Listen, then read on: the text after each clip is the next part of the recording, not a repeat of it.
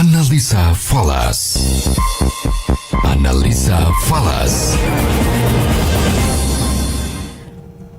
Analisa Falas, kembali kita terhubung bersama trader dan analis pasar uang Bapak Rioli bersama saya Nena Amelia.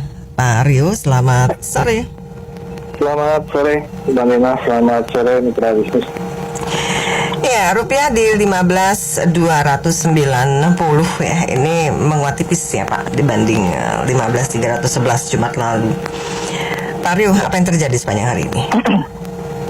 Ya, kalau kita lihat pergerakannya sangat tipis ya, hanya 5 poin. Bahkan di data lain ini tidak ada perubahan. Namun kita lihat di minggu lalu itu sebenarnya ada terjadi pelemahan di US dollar ya, melalui data dolar indeksnya ada pelemahan sekitar 0,66%. Namun disayangkan rupiah kita tidak mampu menguat di tengah melemahnya US dollar. Kalau dalam kondisi seperti ini biasanya kita akan atau saya cenderung akan melihat kepada internal apa yang terjadi dengan rupiah sehingga dolarnya melemah, kita tidak mampu menguat. Faktor-faktor yang saya catat untuk yang pertama mungkin minggu lalu dari sisi inflasi kita ya, jadi ada mencatatkan penurunan. Jadi untuk year on year di data inflasi Februari itu 3,09% dari bulan sebelumnya yaitu 3,27%. Lalu pada bulanannya Februari kemarin hanya ada peningkatan 0,19% dari bulan Januarinya yaitu 0,34%. Artinya apa? Dengan penurunan inflasi atau inflasi yang tidak terlalu kuat seperti ini, mungkin agresivitas dari BI juga tidak akan terlalu tinggi sehingga ini menyebabkan rupiahnya melemah. Kemudian yang kedua, saya juga mencatat ada net dana asing keluar di minggu lalu itu sekitar 1,38 triliun, walaupun ini didominasi dari SPN ya, skala berharga keluar 4,67 triliun. Namun sebaliknya di saham itu justru ada capital inflow sekitar 3,29 triliun. Dan saya kira dengan net minus ini menyebabkan rupiah kita sedikit cenderung melemah di minggu lalu.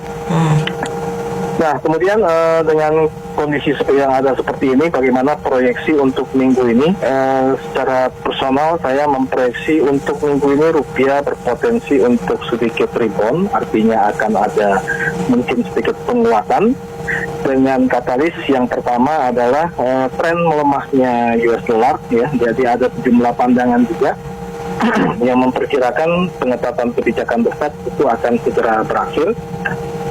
Lalu yang kedua, inflasi kita tidak terlalu tinggi, jadi ini juga menjaga daya beli. Saya kira ini juga bisa berdampak positif untuk rupiah kita.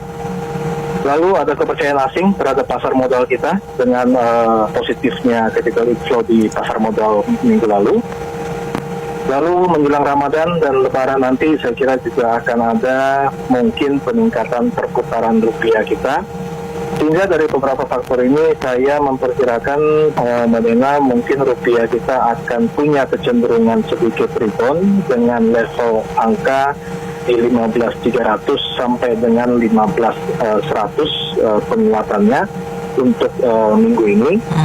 Namun saya berikan sedikit atensi untuk minggu ini akan ada laporan tenaga kerja pada hari Jumat ya, artinya non-farm payroll ini mungkin akan menyebabkan gerak daripada pelaku pasar tidak begitu agresif.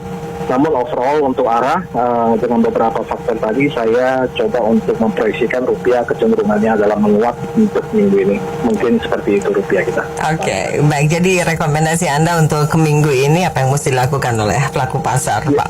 Ya, kalau untuk minggu ini di rupiah seperti tadi ya, kita mungkin coba bisa melakukan buy rupiah atau sell US dollar dengan target angka 15.100 tadi.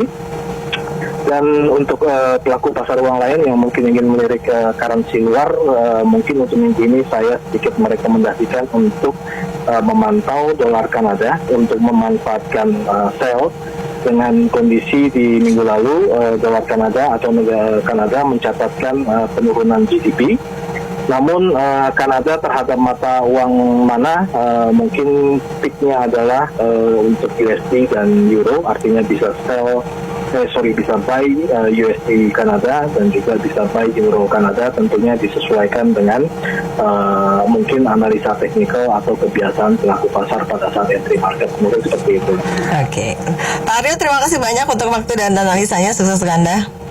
Ya, terima kasih. Ya, trader dan analis pasar uang Bapak Aryoli untuk analisa falas Nena Amelia. Mitra bisnis, segala bentuk investasi memiliki resiko. Untuk itu mitra bisnis, pahami resikonya sebelum berinvestasi. Jadilah investor yang bijak.